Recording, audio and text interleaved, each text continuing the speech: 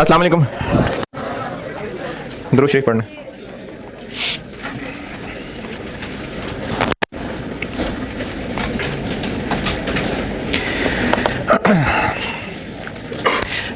कल मैंने इलस्ट्रेशन 8 की थी बोर्ड पे सॉल्व और सारी वर्किंग समेत। तो सवाल का डाटा पूरा पढ़ के रिक्वायरमेंट पे फोकस करते हैं। पहले रिक्वायरमेंट क्या है, रिक्वायरमेंट के हिसाब से प्लान करते हैं ना, तो फिर आसान रहता है। कल जो मैंने इलस्ट्रेशन 8 सॉल्व की थी और फिर उसके बाद कहा था कि 6 और 7 दोबारा कर लें। अच्छा, जिन बच्चों ने वाकई किया तो उनसे नहीं हुआ कोई बात नहीं, मैंने तो थोड़ा गुस्सा कर दिया कि थोड़े कुछ सीधे सीधे हो जाए। तो किसी से नहीं हुआ बेटे तो पूछें। इलस्ट्रेशन 6 में मैं दोबारा बात कर लेता हूं। इलस्ट्रेशन 6 के अंदर अच्छा, लेकिन एक चीज मैं जरूर अज्यूम तो नहीं, खैर रिक्वेस्ट करूंगा कि आप ना रोज मुंह उठा के ऐसी जब खाली बैठ जाएंगे ना आके, तो फिर चीजें मुश्किल होंगी यार। तो जब तक जो चैप्टर चल रहा है तब तक उस चैप्टर के लेक्चर रोज पढ़ के आया करें, वरना तो चीजें भूलती जाएंगी। आगे तो बहुत मुश्किल होनी है, कॉस्ट बहुत मुश्किल हो जानी है आगे चल के, आखिर मुश्किल है। यानी आपकी जिंदगी की सारी मुश्किल एक तरफ और कॉस्ट एक तरफ। नहीं डरा नहीं, बता रहा हूं। इलस्ट्रेशन 6 की रिक्वायरमेंट थी कॉस्ट ऑफ गुड्स मैन्युफैक्चर्ड। अब कॉस्ट ऑफ गुड्स मैन्युफैक्चर्ड के लिए फिनिश गुड्स का स्टॉक तो चाहिए ही नहीं, उसके लिए हमें direct material cost, direct labour cost, FOH चाहिए और work in process opening closing चाहिए। तो डायरेक्ट मटेरियल कॉस्ट क्या होती है? Cost of material consumed. Material consumed की कॉस्ट कैसे निकालते हैं कि कितना रॉ मटेरियल पहले था, बिल्कुल वैसे ही जैसे आपको कॉस्ट ऑफ सेल्स निकालना बताया था। बस सिर्फ फर्क क्या है कि यहां सेल्स की बजाय इश्यू टू प्रोडक्शन होता है बस। तो उसमें जिन्होंने किया था पहले या जिन्होंने अब दोबारा ट्राई की हो, डायरेक्ट मटेरियल कॉस्ट में बताएं बेटे क्या पूछना है। वालेकुम अस्सलाम।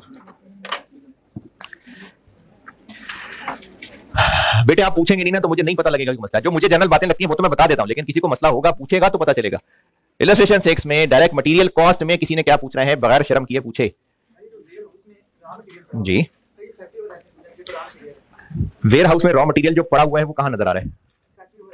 नहीं, कौन सी फिगर की बात कर रहे हैं? जी मैं भी इलस्ट्रेशन 6 में हूं, तो वही तो पूछ रहा हूं। उसमें वेयर हाउस में रॉ मटेरियल कहां पड़ा नजर आ रहा है? हाँ मैं तो पूछ रहा हूँ, ये रॉ मटेरियल है जो वेयर हाउस में पड़ा हुआ है। ये 860 क्या है? मैंने पूछा, इसका जवाब यस नहीं बनता। मैंने पूछा है कि 860 क्या है? रॉ मटेरियल है।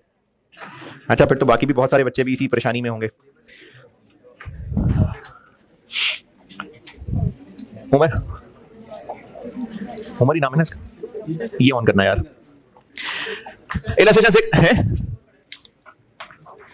इलस्ट्रेशन 6 में दोबारा मैं जोर आजमाई करने की कोशिश करता हूं।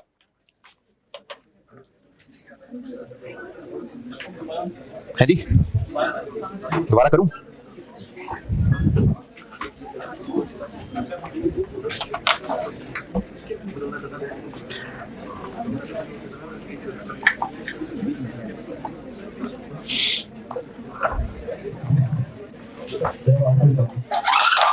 क्या हो गया?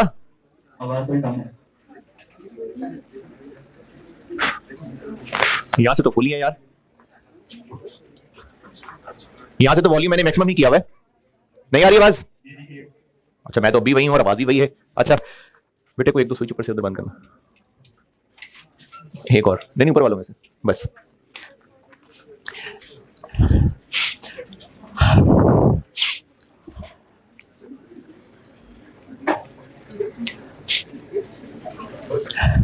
है खुद ही क्लियर कर दी। क्या हुआ बताओ जरा। लेकिन ये तो वेयर हाउस में पड़ा हुआ रॉ मटेरियल, तो इनडायरेक्ट कैसे हो गया?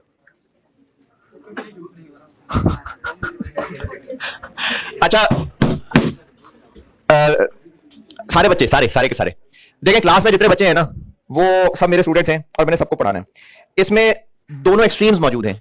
वो बच्चे भी हैं जो बहुत ही ज्यादा शार्प, उनका आईक्यू लेवल बहुत ज्यादा है, बहुत जल्दी चीजें पिक कर लेते हैं, और वो बच्चे भी हैं जो पढ़ना चाहते हैं लेकिन उतनी जल्दी चीजें पिक नहीं कर पाते। ये तो रिजल्ट के बाद ही पता चलेगा कि कौन से पास करने काबिल भी है, कौन से नहीं है। अभी तो मेरे लिए सारे ही पास करने वाले हैं। तो मैंने ना दोनों एक्सट्रीम्स को रीच करना है। मैंने सर्टिफिकेट ऑफ मेरिट लेने वाले को भी पढ़ाना है और मैंने उस बच्चे को पढ़ाना है जो बड़ी मुश्किल से गिर पड़ के कहीं 50 तक पहुंच के पास होने की कोशिश कर रहा है। मैंने दोनों एक्सट्रीम्स को पढ़ाना है। अब इन दोनों एक्सट्रीम्स को चूंकि पढ़ाना है तो कुछ चीजें ऐसी होंगी जो बहुत काबिल चीते बच्चों को लगेगा, सर क्या मतलब इतनी सी बात को क्यों ड्रैग किए जा रहे हैं। तो मेरे लिए बच्चे सारे बच्चे हैं, ठीक है, मैंने दोनों एक्सट्रीम्स को पढ़ाना है। तो मैं अगर किसी चीज को ड्रैग कर रहा हूं और कुछ काबिल बच्चों को लग रहा होगा कि सर ये टाइम जाया हो रहा है, तो मैंने सबको पढ़ाना है। मैं इसलिए बता रहा हूं, मैंने सब बच्चों को पहुंचना है। हाँ, इसमें सिर्फ मेरी एक लिमिटेशन ये है कि मैं एक अच्छा गुमान रख रहा हूं उस बच्चे के बारे में जो मुझसे बार बार पूछ रहा है कि वो वाकई पूछना चाह रहा है और उसको समझ नहीं आ रहा, मैं ये अच्छा गुमान रख रहा हूं। अगर वो सिर्फ शुगल में टाइम जाया कर रहा है तो फिर नुकसान होगा बाकियों का। तो जो शुगली किस्म के लोग हैं, हंसी मजाक को नहीं शुगल कह रहा, हंसी मजाक करें जरूर करें, लेकिन जो इंटेंशनली सिर्फ पंगा लेने के लिए फुदूल फुदूल सवाल कर रहे होंगे, वो यार नुकसान होगा बाकियों का। तो मैंने चूंकि सबको पढ़ाना है, दोनों रेंज एक्सट्रीम को मैंने कवर करना है, इसलिए जो चीते चीतियां हैं उनको कई मौकों पर थोड़ा सबक करना पड़ेगा, और जो बिल्कुल ही लो लेवल के बच्चे हैं उनको मैं हौसला सिर्फ ये दे रहा हूं, आप पूछिए। हाँ, अब जब मुझे ये लगेगा कि नहीं अब ये बात वाकई टाइम बहुत हो रहा है, तो फिर क्लास के बाद कहूंगा पूछ ले। इलस्ट्रेशन 6 में cost of goods manufactured required है, और इसमें ना अभी भी एक तो खैर बच्चे ने पूछ लिया है, मुझे यकीन है कि कुछ बच्चे हैं कैमरे के पार भी जिनको ये टेबल नहीं समझ आया होगा, और वो ये पढ़ रहे हैं कि वेयर हाउस में इतना रॉ मटेरियल पड़ा हुआ है। तो क्या ये वेयर हाउस में रॉ मटेरियल पड़ा हुआ है, फिनिश गुड्स पड़ी हुई है? नहीं, ये टेबल का डाटा ये है कि ये सारे जो रुपीज हैं वो सब इन नामों के रुपीज हैं, यानी 9200 भी, 2000 भी, 3800 भी, 860 भी और 640 भी, ये सारे के सारे क्या हैं? सैलरीज एंड वेजेस हैं।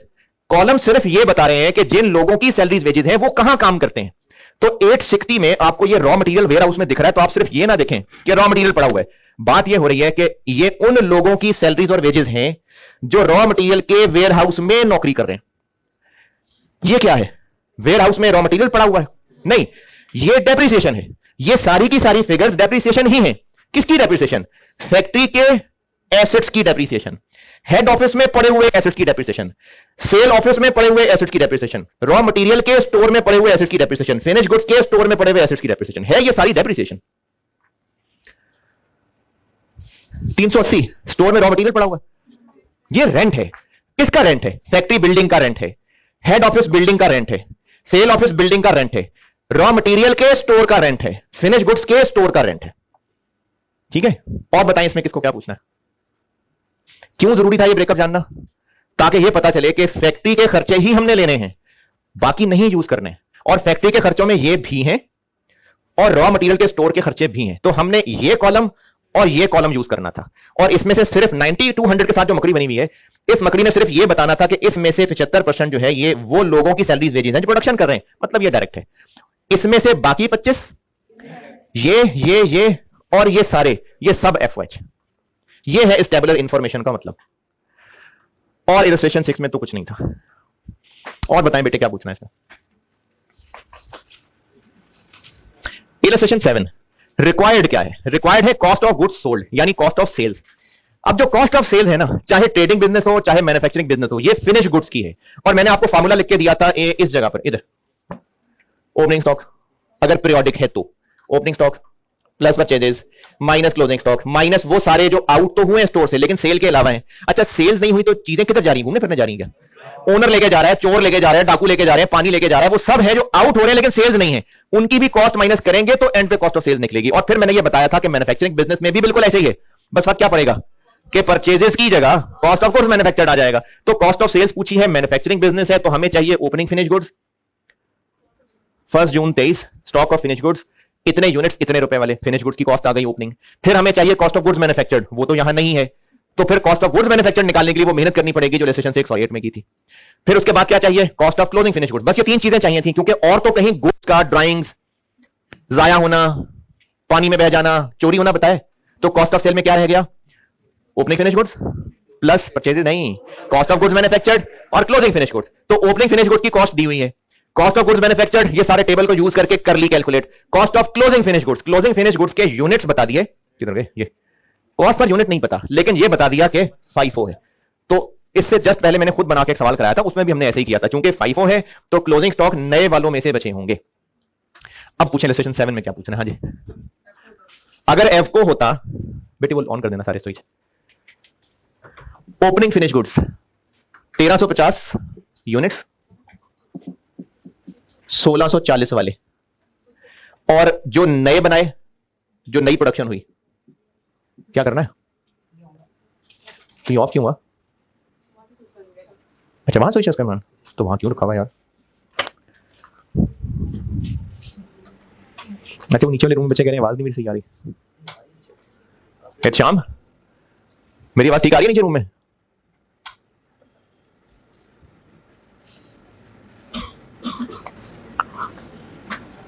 अच्छा कितने यूनिट प्रोड्यूस हुए? 50 200। टोटल कितने रुपए के हुए? कॉस्ट ऑफ गुड्स मैन्युफैक्चर्ड कितनी? 904 8 000 डिवाइडेड बाय 5200।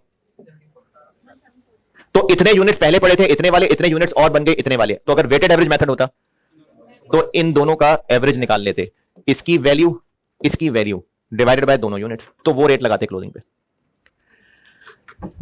अच्छा वो हाँ, एक स्टूडेंट ने पूछा था कि मैं तो इसको एवरेज कर रहा था, this plus this divided by 2, तो आंसर क्यों ठीक नहीं आए हैं? अगर हम रेट्स का एवरेज कर लेंगे, this plus this divided by 2, तो ये सिंपल एवरेज है। वेटेड एवरेज है तो यूनिट्स को भी लिफ्ट करवानी पड़ेगी, तो वेटेड एवरेज करना होता। इलस्ट्रेशन 7 में बताएं भाई। और चलें जी, इन्वेंट्री की कॉस्ट डन। अब आते हैं एनआरवी पे।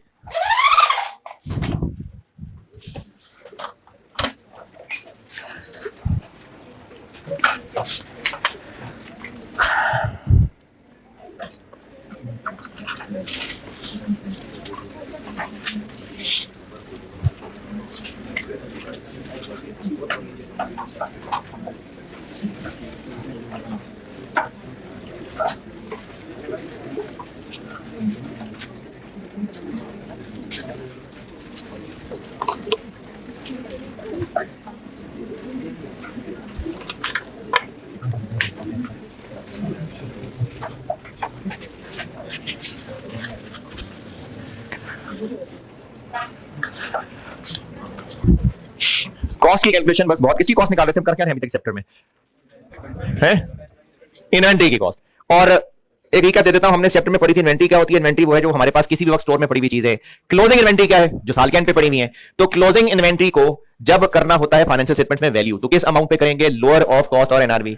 अब रहा मसला कि कॉस्ट क्या होती है, तो कॉस्ट वो होती है कि इन्वेंट्री जहां जिस हालत में है वहां तक पहुंचाने में जो जो खर्चा आया था। अगर ट्रेडिंग बिजनेस की गुड्स हैं और मैन्युफैक्चरिंग का रॉ मटेरियल है तो खरीद के लाने तक जितना खर्चा आया था पूरी लिस्ट थी। और अगर मैन्युफैक्चरिंग बिजनेस की गुड्स हैं तो बनाने में जितना खर्चा आया था, यानी मटेरियल भी, लेबर भी और एफओएच भी। ईयर एंड पे अगर सब चीजें एक जैसी हैं दिखने में लेकिन रेट्स डिफरेंट हैं, तो कॉस्ट कैसे निकालें? 5 और एफ को ये पढ़ा है अब तक, कॉस्ट हो गई बस बहुत है। अब आते हैं एनआरवी पे, नेट रियलाइजेबल वैल्यू, और इसको प्यार से कह लेंगे एनआरवी।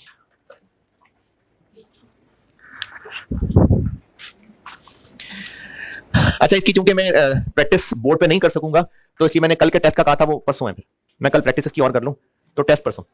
क्योंकि कुछ बच्चे कह रहे थे कि फ्राइडे को जमा होता है और सैटरडे को हफ्ता होता है, तो आप ऐसा करें कि तो मंडे को तो पीर होता है यार, अब क्या करें? नहीं नहीं नहीं, इसी वीक में खत्म करें बात, सैटरडे बहुत है।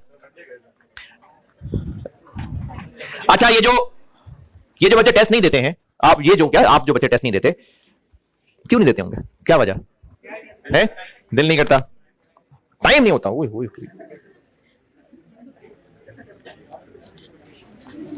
अच्छा, टाइम नहीं होता। अच्छा, मसरूफ लोगों के अलावा बाकियों के क्या रीजन है? तैयारी नहीं होती। डिफिकल्ट क्वेश्चन होते हैं। हाँ, बस मैं ये जानना चाह रहा था। देखिए, ये ना सीरियस बात कर रहा हूं, जब बच्चे बेटे टेस्ट नहीं देते ना, तो उनको लगता है कि उनका टेस्ट अच्छा नहीं होगा, उनकी तैयारी नहीं है। अच्छा, तैयारी नहीं है तो क्या होगा? वो टेस्ट ठीक नहीं सॉल्व कर सकेंगे, उनको आएगा ही नहीं सॉल्व करना। फिर क्या होगा? फेल हो जाएंगे। फिर क्या होगा? है बेइज्जती होगी। अच्छा, किसके सामने बेइज्जती होगी? क्या घर वालों को आप टेस्ट की रिपोर्ट देते हैं? घर वालों को टेप का नहीं बताते तो टेस्ट की रिपोर्ट आपने कहां से देनी है? अच्छा, नहीं दे रहे घर वालों को रिपोर्ट, घर वालों को नहीं पता लग रहा, और है? मैं हल नहीं पूछ रहा, मैं पूछ रहा हूं कि टेस्ट बुरा हो गया, नहीं आए नंबर, बेइज्जती हो गई। किन लोगों के सामने बेइज्जती हो गई? क्लास फेलोज के सामने। तो पहले कौन सा क्लास फेलो आपकी इज्जत करता है? अच्छा, जो बेइज्जती हुई वो तो तब हुई ना जब आपका रिजल्ट क्लास को पता चला, तो वो तो नहीं पता चल रहा। फिर मैं मैक्सिमम क्या करूंगा कि जो टॉप के 10-15 बच्चों के नंबर होंगे वो बता दूंगा मोटिवेशन के लिए, बाकी जिनके फेल हैं उनको थोड़ी बताऊंगा, नजर लगवानी है, नहीं बताऊंगा उनका नंबर। तो किसके सामने बेइज्जती होगी? कोई नहीं। मसला ये होता है कि इंसान के अंदर ना, अपनी फितरत के अंदर एक फियर होता है, फियर ऑफ फेलियर, कि मैं नाकाम हो जाऊंगा, मेरे से ये सवाल सॉल्व नहीं होगा। अब अगर तो सिर्फ क्लासेस ही हुआ करती और वैसे टेस्ट हुआ करते, ना दें टेस्ट कोई बात नहीं, लेकिन बेटे आपने आईकैप का पेपर देना है, और अगर आप अभी टेस्ट नहीं देने के काबिल हो रहे, तो आईकैप के पेपर में क्या बड़ी मोटर लगा के चले जाएंगे? क्या करेंगे? आईकैप के पेपर में कैसे काबिल हो जाएंगे? नहीं हो सकते, गारंटी नहीं हो सकते आप। तो जो टेस्ट देने से घबराते हैं ना, देखो दो ही बातें हैं, क्योंकि जो क्लास वर्क होमवर्क होता है ना, वो आपको पता होता है। बल्कि जिन्होंने होमवर्क, अभी तो चलो ठीक है, मैं पहले एक सवाल करा चुका होता इलस्ट्रेशन 8 और फिर होमवर्क देता तो ठीक है, आई अंडरस्टैंड, फिर आपके लिए आसानी होती। मैंने चूंकि कराया ही नहीं था, पहले ही होमवर्क दे दिया। जिन्होंने करना था कर लिया, शाबाश। जिन्होंने नहीं करना था कोई बात नहीं, मैंने कल इलस्ट्रेशन 8 करा दी। आइंदा मैं यही किया करूंगा कि क्लास वर्क में जो सवाल किया होता होगा या जो समझाया होता होगा उसी से मिलता जुलता ही कोई होमवर्क दूंगा। अब आप जब होमवर्क कर रहे होंगे तो आपको पहले ही पता है इसमें क्या करना है, फिर भी आप होमवर्क भी ठीक नहीं करते, आप सवाल पढ़ते हैं, सोल्यूशन देख लेते हैं, जरा सा जहां को मसला आता है आप सोल्यूशन देख लेते हैं। सब बच्चे ऐसे करते हैं, मेजॉरिटी। उससे क्या हो रहा है कि आपके दिमाग को ना अपने नॉलेज को अप्लाई करने का मौका ही नहीं मिल रहा। आपने जो जिन लोगों ने ये इलस्ट्रेशन 6-7 नियत से वाकई की है और उनको इसमें मसले आए हैं, तो क्या कोई ऐसी बात मेरे समझाने के बाद थी जो मैंने पढ़ाई नहीं अब तक? कोई ऐसी नई बात, कोई फीसागोरस का फार्मूला ऐसा लगा दिया मैंने? कुछ नहीं है ना। मसला क्या था, आप अपने नॉलेज को कनेक्ट नहीं कर पा रहे थे बस। तो ये जो कनेक्ट करना है ये प्रैक्टिस से होगा। होमवर्क में आसानी क्या होगी कि मैंने क्लास में जो पढ़ाया होगा, जो क्लास में सवाल किया होगा, कुछ वैसा सही होमवर्क दिया होगा, तो आपको पहले ही आइडिया होगा इसमें क्या करना है। आप वो भी नहीं कर पा रहे सही तरह से क्योंकि कोशिश नहीं कर रहे। टेस्ट में क्या होगा, थोड़ी सी और मुश्किल, कि टेस्ट में उस टॉपिक का सवाल है, पता नहीं है किस तरह से करना है, उस तरह से करना है जो फलाना सवाल था, उस तरह से करना है जो फलाना सवाल था। थोड़ा सा मुश्किल हुआ कॉन्सेप्ट अप्लाई करना, लेकिन स्टिल उसमें एक आसानी है। आपको पता है कौन सा चैप्टर है, मैंने कहा इस चैप्टर का टेस्ट आपको पता है, बल्कि कुछ चैप्टर तो ऐसे होंगे जिसके 2-2 3-3 टेस्ट लूंगा, तो बताया होगा कि मैं इस चीज का टेस्ट ले रहा हूं। निस्बतन आसानी है, लेकिन होमवर्क से ज्यादा मुश्किल क्यों हो गया? क्योंकि आपको पता नहीं है सवाल किस तरह करना है। अब वहां पर आप बेटे अपना नॉलेज अप्लाई करने की प्रैक्टिस करेंगे जब टेस्ट सॉल्व करेंगे। तो कुछ बच्चे सोचेंगे अच्छा टेस्ट सॉल्व ही करना है ना, तो उन्होंने क्या किया, टेस्ट लिया और घर जाके सॉल्व कर लिया। अब वो जितने मर्जी ईमानदार हों, लेकिन ठीक है नई रजिस्टर खोल ले, लेकिन क्या वो वाकई 15 मिनट में सॉल्व कर रहे हैं? नहीं कर रहे। 1-2 घंटे में आराम से सॉल्व कर रहे हैं। तो वो जो एक टाइम लिमिट का प्रेशर होता है वो भी उन्होंने मिस कर दिया। फिर जब आई कैप का सवाल आएगा तो उसमें क्या मुश्किलें बढ़ जाएंगी। एक तो अटेम्प्ट का खतरा है और टाइम का मसला है, और है आपको ये कौन बताएगा कि कौन सा सवाल किस चैप्टर का है? पूरी कोर्स में से सवाल होगा। तो बेटे ये ना सारे स्टेप बाय स्टेप हैं। आप पेपर करने के बिल्कुल काबिल होंगे अगर आपने टेस्ट दिए होंगे, आप टेस्ट देने के बिल्कुल काबिल होंगे अगर आपने होमवर्क किए होंगे, आप होमवर्क करने के बिल्कुल काबिल होंगे अगर क्लास ध्यान से ली होगी। तो अब ये सब कनेक्टेड है। तो या तो आप होमवर्क और टेस्ट दे दे के प्रैक्टिस कर लें, या अटेम्प्ट दे दे के प्रैक्टिस कर लें, वो आप फैसला कर लें। तो अगर टेस्ट दे दे के प्रैक्टिस करनी है तो उसके लिए सर्विस अवेलेबल है, अगर अटेम्प्ट दे दे के प्रैक्टिस करनी है तो आपकी अपनी चॉइस। तो बेटे टेस्ट दिया करें हैं। तो इतनी लंबी कहानी सुनाने का मतलब यह है कि सैटरडे को टेस्ट है, देना है आपने टेस्ट। नेट रियलाइजेबल वैल्यू बचपन में पढ़ा होगा, फार्मूला इसका क्या होता है, भूल गए? किसी जवान को याद? Selling price minus selling expenses. अच्छा ठीक है ठीक है ठीक है। सेलिंग प्राइस यानी कितने का सेल किया था पिछले महीने, कितने का सेल करेंगे। ओके। और ये एनआरबी और कॉस्ट कैलकुलेट कर किसके लिए रहे हैं? क्लोजिंग इन्वेंट्री, ईयर एंड पे कर रहे हैं। तो हम खड़े हैं ईयर एंड पे। एज अ कॉन्सेप्ट जो कॉस्ट है ना, ये पास्ट का कॉन्सेप्ट है, और जो एनआरवी है ये फ्यूचर का कॉन्सेप्ट है। ईयर एंड पे पड़ा हुआ स्टॉक प्रेजेंट है, और कॉस्ट ये है कि इस पे कितना खर्चा हुआ था। ये कॉस्ट का कॉन्सेप्ट, ये पास्ट का कॉन्सेप्ट है। कॉस्ट क्या होती है? जो यूनिट्स पड़े हुए हैं प्रेजेंट, इनकी क्या कॉस्ट थी, ये सब हिस्टोरिक है। एनआरवी ये है कि अब से ऑनवर्ड इसको बेचेंगे तो कितने का बिकेगा, फ्यूचर, माइनस बेचने के लिए और क्या क्या खर्चा होगा, फ्यूचर। तो एनआरवी फ्यूचर का कॉन्सेप्ट है, और एनआरवी का फार्मूला बन जाएगा, कंप्रिहेंसिव सा फार्मूला लिख रहा हूं, एस्टिमेटेड, एस्टिमेटेड कह लें, एक्सपेक्टेड कह लें, कोई बात नहीं है तो फ्यूचर की। एस्टिमेटेड सेल वैल्यू या प्राइस एक ही बात है, माइनस कौन से एक्सपेंसेस, सेलिंग एक्सपेंसेस। तो वो खर्चे जो होंगे, अंदाजा है, कॉस्ट टू रिपेयर या कॉस्ट टू कंप्लीट। ये क्या चीज आ गई?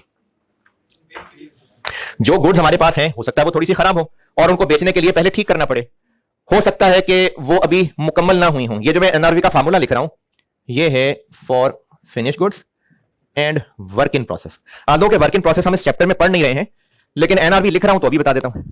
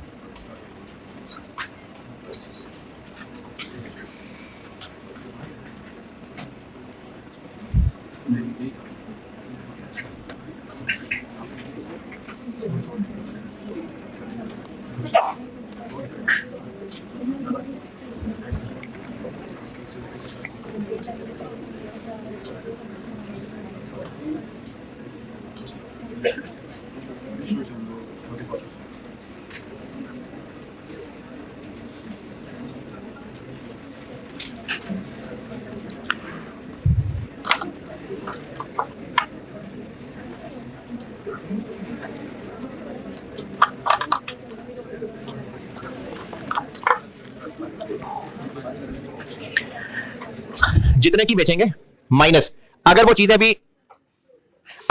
भी रिपेयर होने वाली हैं तो पहले उनको रिपेयर करने पे खर्चा आएगा, बन गई, फिर उनको बेचेंगे तो फिर और खर्चा आ सकता है। तो एस्टिमेटेड सेलिंग कॉस्ट कह लें या कॉस्ट टू सेल कह लें।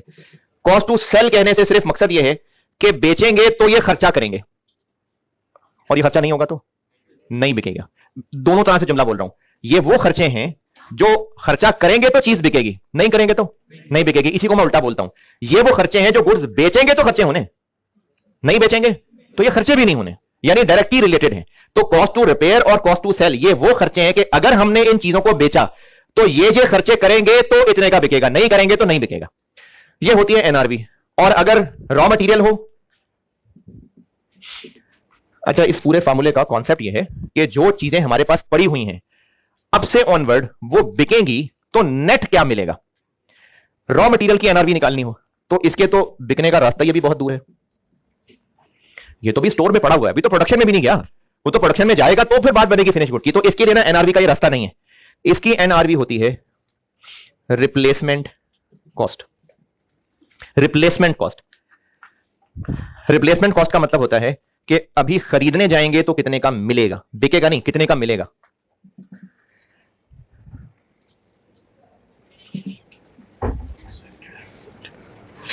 खरीदेंगे तो कितने का मिलेगा।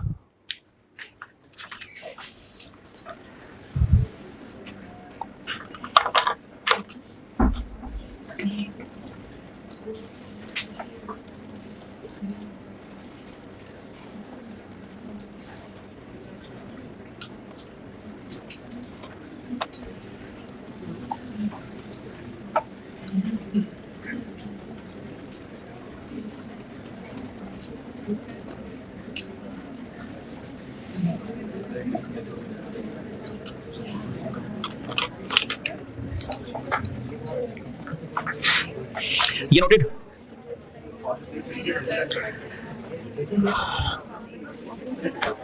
ये वाली बात दोबारा सुन लें, ये जो खर्चे लिखे हुए ना, ये खर्चे ये डायरेक्टली रिलेटेड हैं। एक मैं वर्ड बोलने लगा हूं, इंक्रीमेंटल। इंक्रीमेंटल एक्स्ट्रा, इसका कॉन्सेप्ट ये है कि अगर हम इतने का बेचना चाहते हैं तो ये खर्चा करेंगे तो इतने का बिकेगा, और नहीं बेचेंगे तो ना वो बिकेगा ना ये खर्चा करेंगे। तो इसको हम इंक्रीमेंटल या डायरेक्टली रिलेटेड भी कह सकते हैं।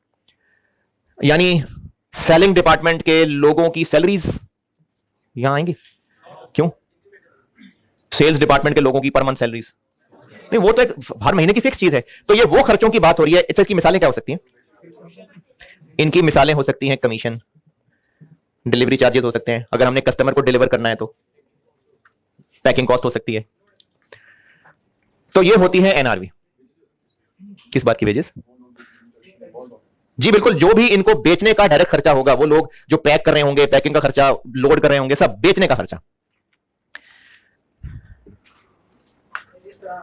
कुछ चीज बड़ी सेल करनी है, छोटी साथ में दे देते हैं, मतलब कुछ चीज को ज्यादा सेल करने के लिए वो खर्चे भी काउंट करेंगे।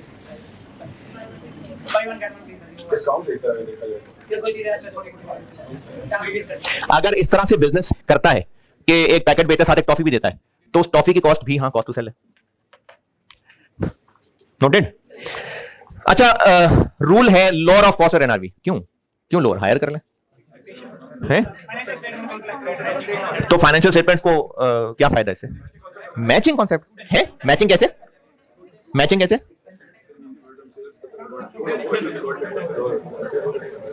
है ये कौन सा रूल हुआ?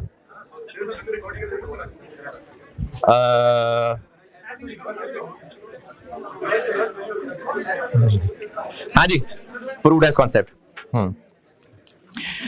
अच्छा, ये लोअर ऑफ क्यों होता है? नॉलेज के लिए बता रहा हूं, अगर जानना चाहें लिखना चाहें तो मर्जी है, ना लिखना चाहें तो दफा है, ना लिखें। एक बिजनेस का एसेट है डेटर 50,000। मैं आपको लोअर ऑफ कॉस्ट और एनआरवी की रीजन बता रहा हूं नॉलेज के लिए। एक रिसीवेबल है 50,000, एसेट्स में आ रहा होगा, तो अगर हमें यकीन हो कि पैसे नहीं मिलने तो फिर भी इसको एसेट में ही रहने दें, देख देख के सड़ते रहे, कुड़ते रहे, बैड डेट कर लेना। क्योंकि मकसद क्या है? एसेट्स वो होते हैं जिनसे फ्यूचर बेनिफिट्स मिलने होते हैं। तो हम फिर दुनिया वालों को बता रहे हैं कि ये हमारे एसेट्स हैं, इनसे फ्यूचर बेनिफिट्स मिलने हैं, तो मिलने भी तो हो ना। तो एसेट्स को बढ़ा चढ़ा के नहीं बताते, उनकी औकात से बढ़ा के नहीं बताते। ये समझदारी है, जिसको आपने बचपन में कहीं प्रूडेंस कॉन्सेप्ट पढ़ा होगा। तो अगर इतने पैसे मिलने ही नहीं है तो क्यों बढ़ा चढ़ा के बताएं? इसी तरह स्टॉक हमारा एसेट है। क्यों है एसेट? क्योंकि कल को बेचेंगे तो बेनिफिट मिलेगा। हमारी जेब से जितने पैसे खर्च हुए हैं हमने तो वही रिकॉर्ड किए होंगे। तो हमारी बुक्स में इस वक्त स्टॉक लॉजिकली किस अमाउंट पे प्रेजेंट होना चाहिए? है कॉस्ट पे ना। क्यों? क्योंकि हमारी जेब से जो खर्च हुआ है वही क्रेडिट हुआ होगा ना। तो हमें स्टॉक की जो कॉस्ट है हमें तो वही पड़ी है, 30,000 रुपए कॉस्ट है। हम इसको बैलेंस शीट में एसेट शो कर देंगे क्योंकि हमें तो ये पड़ा ही इतनी कॉस्ट का है। एनआरबी का कॉन्सेप्ट इसलिए बनाया गया है कि आप इसको बैलेंस शीट में एसेट दिखाने से पहले ये तसल्ली कर लें कि कहीं ये औकात से ज्यादा तो शो नहीं हो रहा, क्या इससे बेनिफिट मिल जाएंगे। सबको बता रहा हूं, सारे लोग, क्लीन शेव भी और दाढ़ी वाले भी, सबको बता रहा हूं। 30,000 इसकी कॉस्ट है। अगर तो ये 30,000 से ज्यादा का बिक जाएगा, 36,000 का बिक जाएगा, हमें उम्मीद है कि 36,000 का बिक जाएगा, तो फिर ठीक है जी, ठीक है 30,000 का दिखाएं एसेट, सही है, बेफिक्र होकर दिखाएं। लेकिन अगर हमें लगता है कि नहीं ये तो 26 का बिकेगा, तो फिर इसको बढ़ा चढ़ा के ना दिखाएं। इसकी औकात 30 है ही नहीं, इसकी औकात है 26, तो फिर इसको बैलेंस शीट में 30 की बजाय 26 दिखा दें। ये बात दोबारा कह रहा हूं, स्टॉक हमारा एसेट है और उस पर हमने खर्चा किया हुआ है, तो जितना खर्चा किया है उतना ही हमारा एसेट शो होगा। ये एनआरबी सिर्फ ये इंश्योर करने के लिए है कि कहीं ये बढ़ा चढ़ा के तो नहीं बता रहे, तसल्ली कर लें कितने का बिकेगा, 36 का बिकेगा, बस ठीक है 30,000। लेकिन अगर कम का बिकता नजर आ रहा है तो फिर इसकी इतनी औकात है नहीं, तो फिर इसको 30 पे शो करने की बजाय, तो इसलिए फिर बुजुर्गों ने रूल बना दिया कि लोअर ऑफ कॉस्ट और NRB cost, lower of cost और एनआरबी। तो इनमें से लोअर ऑफ कॉस्ट और एनआरबी करने का मकसद ये होता है कि एसेट इन्वेंट्री में जरूर शो करें, लेकिन ये तसल्ली कर लें कि कहीं ओवरस्टेटेड तो नहीं है।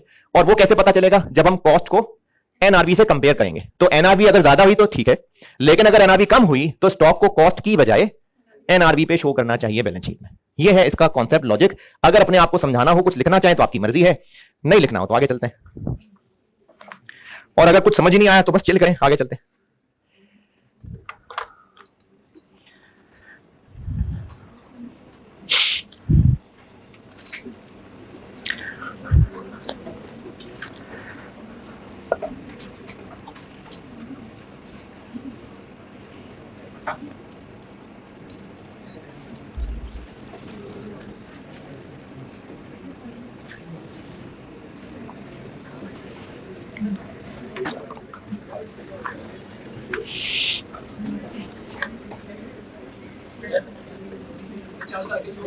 है जी 4,000 का।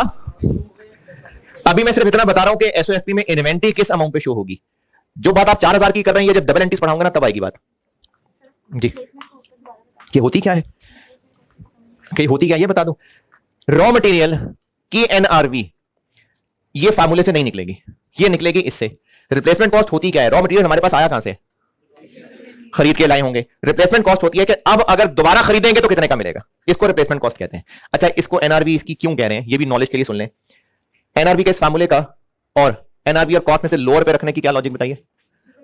ओवरसेट ना हो। अगर ये महंगा बिकता नजर आ रहा है तो सही है, फिर ये एसेट हम कह सकते हैं। लेकिन अगर सस्ता बिक रहा है तो अपनी तो कॉस्ट ही पूरी नहीं करेगा, तो हम एसेट को 30 की बजाय, क्योंकि ये अपना खर्चा नहीं पूरा कर पाएगा ना। रॉ मटेरियल ऊपर से जाए तो जाने देना।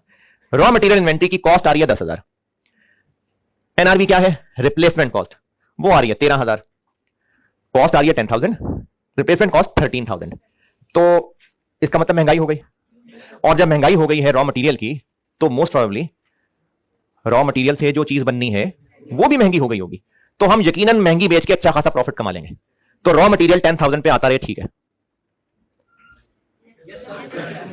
दोबारा, अगर रॉ मटेरियल की कॉस्ट 10,000 है, बल्कि 1000 बोलते बोलते भी इधर उधर हो जाती चीजें, 10 है, और उसकी रिप्लेसमेंट कॉस्ट 13 है, यानी अब नया ज्यादा महंगा मिलता है। तो नया ज्यादा महंगा हो गया हुआ है, तो यकीनन प्रोडक्ट भी महंगा हो गया होगा, तो एंड पे ज्यादा महंगा ही बेच लेंगे हम। तो बस 10 पे ही आता रहे इन्वेंट्री। लेकिन अगर हमने रॉ मटेरियल 10 का खरीदा था, अब वो मार्केट में 6 का मिल रहा है, तो चूंकि मार्केट में मटेरियल सस्ता हो गया है, तो चांसेस हैं कि प्रोडक्ट भी सस्ता हो गया होगा, और हम तो शायद अपने पैसे ही पूरे ना कर पाए।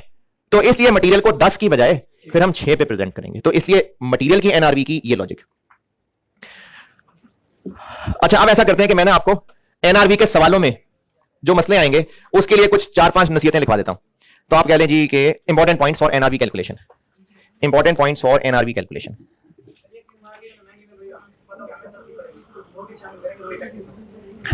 हमें सस्ती मिलेगी, यानी आप ये पूछना चाह रहे हैं कि मार्केट का रेट और है और हमें, और ये पूछ रहे हैं ना। मैं ये इंपॉर्टेंट पॉइंट्स में ना इसके हवाले से एक बात बताऊंगा, तो उसमें इसका जवाब आ जाएगा। एनआरवी की कैलकुलेशन के लिए कुछ नसीहतें बता रहा हूं।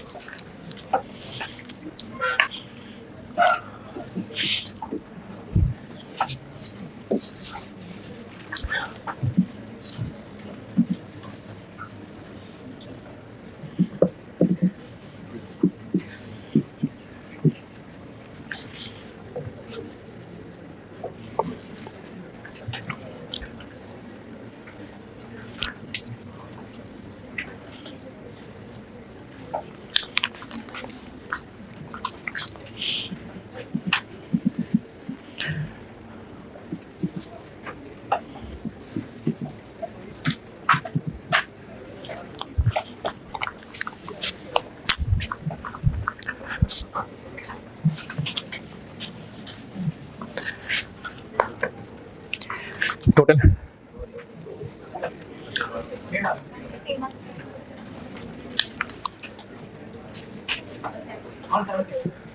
तो एसओएफपी में इन्वेंट्री 150 पे आएगी कि 170 पे? 150 के 170।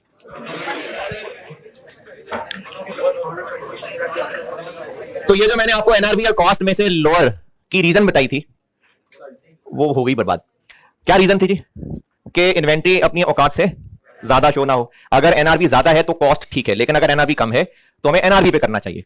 अगर 150 और 170 को कंपेयर करेंगे तो सब अच्छा है, जबकि सब अच्छा नहीं है। ये अच्छा है, ये दोनों नहीं है अच्छे। तो टोटल कंपेयर करने से क्या हो रहा है कि प्रोडक्ट बी की अच्छाई में ए और सी की खामी छुप रही है। तो वो जो कॉन्सेप्ट था कॉस्ट एनआरबी का कंपैरिजन वो बेकार हो गया। तो हमें अच्छे प्रोडक्ट के पीछे बुरे प्रोडक्ट को नहीं छुपा लेना, तो हमें कंपैरिजन ए बी और सी तीनों का अलग अलग करना पड़ेगा। तो इसका सही जवाब ये होगा कि 38, 80 और 27, 145। तो पहली बात ये लिख लें कि comparison of cost and NRB, comparison of cost and NRB should be made for each product separately। तो इसको हम हर प्रोडक्ट के लिए अलग अलग करेंगे।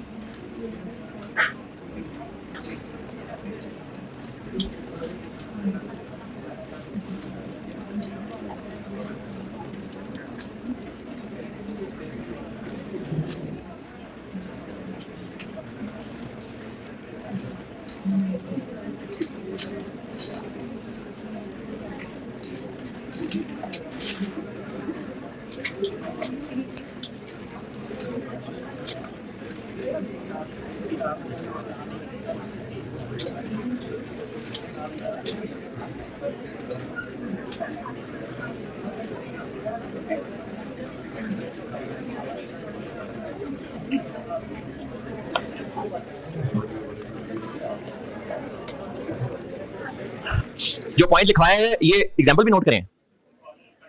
कर ली? अगला पॉइंट लिखें तो करें ना। मैं चाय पी रहा हूं तो आप भी मुझे चाय पीते देख रहे हैं, वो लिखे ना, आप नोट लिखें। हाँ तो फिर वो लिख लें।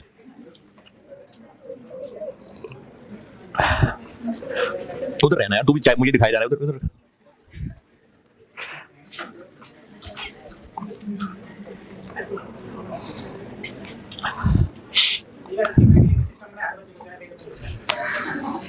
खाना भी मुझे साथ। अच्छा, अलग गाड़ी मिल जाए, पिक एंड ड्रॉप प्रॉपर। बताएं बताएं। ओके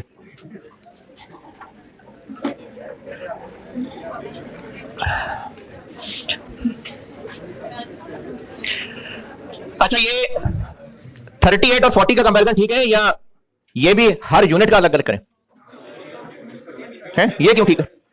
क्योंकि प्रोडक्ट एक है, सारे यूनिट्स एक तरह के हैं, लेकिन अगर इन 300 में से 20 खराब होते तो फिर उनकी एनआरवी डिफरेंट होती, तो फिर उन 300 का कंपैरिजन इकट्ठे करने की बजाय 20 का अलग और 280 का अलग करेंगे। तो दूसरा पॉइंट यही लिख लें कि एक ही प्रोडक्ट, अच्छा इंग्लिश में बता देता हूं, comparison of cost and NRV, comparison of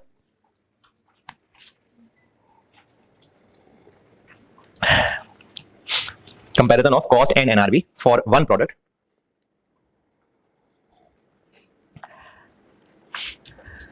should be made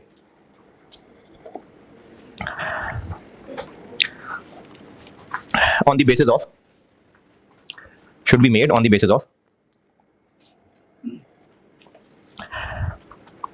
total for all units of that product. Total की बेसिस पे करेंगे for all units of that product. However, if some units of that product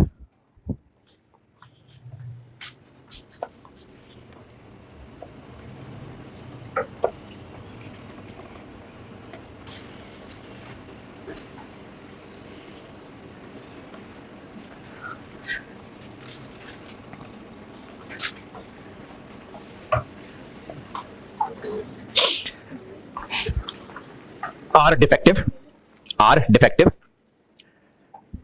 then comparison for defective units should be made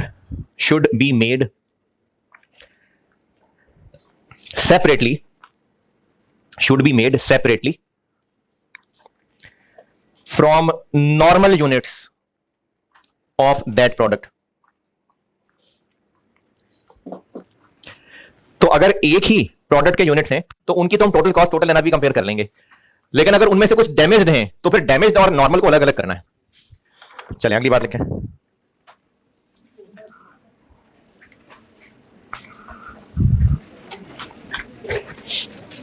अच्छा, ये जो मैंने अभी point लिखा है ना, इसी की थोड़ी सी एक्सप्लेनेशन के लिए एक मिसाल बता रहा हूं।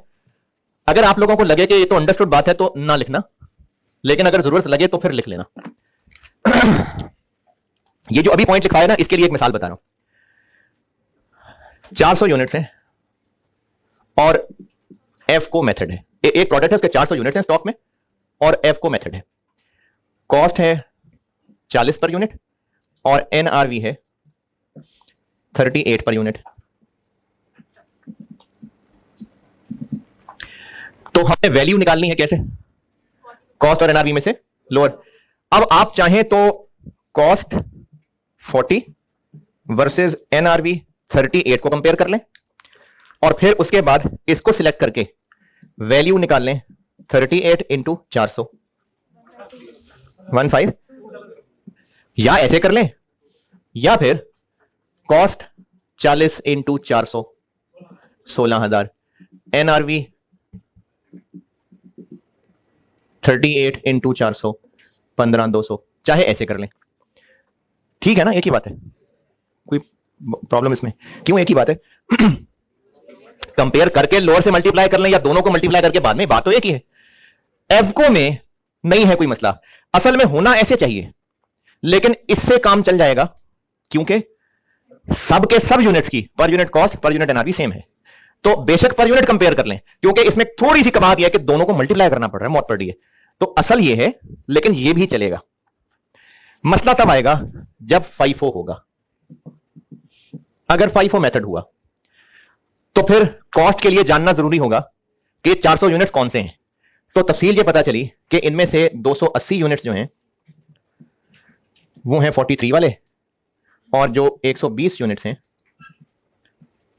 वो हैं 35 वाले।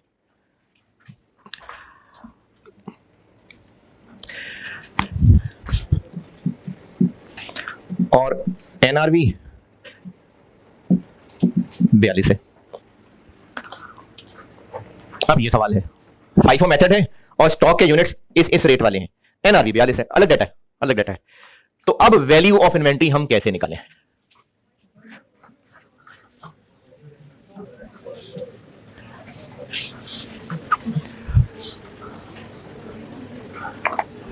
हाँ जी, अब क्या करें? 35 और 42 को अलग कंपेयर करें और 120 इंटू 35 कर दें, प्लस 42 और 43 को अलग कंपेयर करें और 42 से मल्टीप्लाई कर दें, ऐसे करें। क्या आंसर आ रहा देखें, इसका और इसका। 1160 और टोटल 1560। क्या ये सही है? या फिर 120 इंटू 35 4200, 280 इंटू 43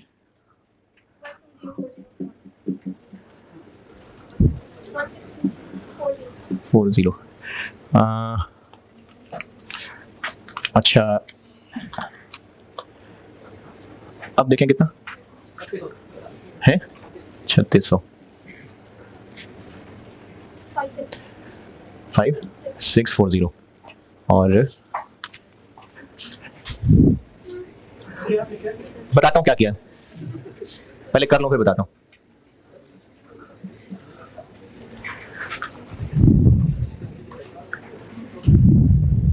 ये क्या बना 15, ये नहीं ये 1560। 16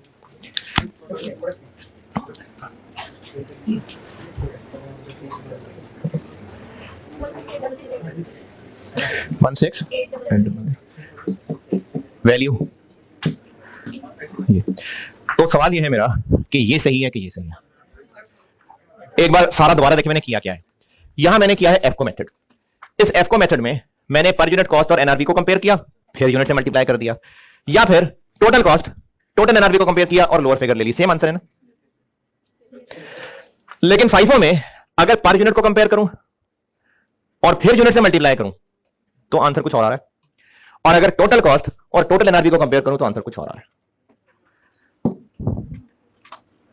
क्या किया है समझ नहीं आया? नहीं समझ आया क्या किया है? सही क्या है? नहीं मैंने सही है 30 क्यों है? वो मैंने डाटा चेंज किया था, मैंने उधर कर लिया हुआ था जी। ये इसलिए जिनको ठीक लग रहा है कि वो कह रहे जी क्योंकि रेट अलग अलग हैं तो अलग अलग एनआरवी कंपेयर करें। ये तो हमारे कॉस्टिंग मेथड का मसला है ना कि हमने रेट अलग अलग दिया है, चीज तो एक ही है तो प्रोडक्ट ये ही 400 के 400 फिजिकली एक जैसे हैं, तभी तो एक जैसे बिकेंगे। एनआरवी और कॉस्ट सेम प्रोडक्ट, डिफेक्टिव और नॉर्मल को क्यों अलग अलग करने को कहा मैंने? क्योंकि डिफेक्टिव सस्ते बिकेंगे, वो कम बेनिफिट ला सकेंगे, तो इसलिए लाजमी अलग अलग कंपेयर करना है। ये तो सारे हैं ही एक जैसे दिखने में, तभी तो एक जैसे बिक रहे होंगे। तो अगर एक जैसे हैं, सिर्फ कॉस्टिंग मेथड का मसला है, फाइफो है तो अलग अलग रेट्स आ गए, एफको है तो एक ही रेट आ गया, तो हमारे कॉस्टिंग मेथड का मसला है तो सब फिजिकली एक जैसे। तो इसलिए फाइफो हो तो ज्यादा मोहतात रहेंगे इस बात पे कि हमने कंपैरिजन टोटल पे ही करना है। एफको हो तो चलेगा क्योंकि सेम रिजल्ट आ रहा है। एफको देखिए असल में टोटल ही है ये जो भी बात लिखवाई थी, एक प्रोडक्ट के सारे एक जैसे यूनिट्स, असल कंपैरिजन का तरीका टोटल ही है। तो फाइफो में तो और केयरफुल होकर टोटल ही करना है, ये नहीं करना। लेकिन एफको में ये भी चल जाएगा क्योंकि सेम आंसर देगा। एक प्रोडक्ट के सारे एक जैसे फिजिकल यूनिट्स, उनका कॉस्ट एनआरवी का कंपैरिजन टोटल की बेस पे करना है, ये बात लिखवाई थी। ठीक है, फाइफो में ज्यादा केयरफुल होना है, एफको में भी बेशक आप इसी को रूल बना लें, लेकिन अगर आसानी लग रही हो तो इससे भी चल जाएगा। तो अगर आपको दोनों को अलग याद करना मुश्किल लग रहा है तो फिर आप एक चीज याद रख लें कि सेम प्रोडक्ट है तो सारे यूनिट की cost NRV comparison total cost total NRV, यही जो पॉइंट लिखवाया था। तो अगर ये लिखना है तो लिख लें, लेकिन सिर्फ इतना लिख के इतना नोट करके नहीं, जो मैंने आगे कंक्लूजन बताया वो भी।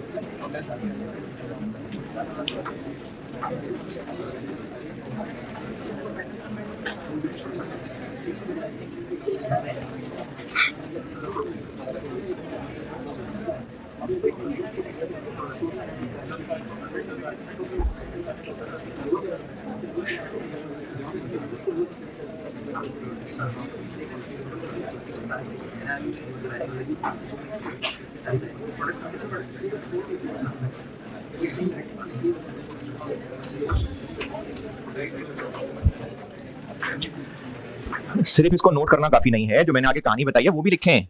क्या बताइए कहानी कि एक ही प्रोडक्ट के यूनिट्स के total cost total NRV compare करना है। फाइफो में तो लाजमी टोटल पे करना है, एफको में फिर भी पर यूनिट कंपैरिजन कर लें तो चलेगा।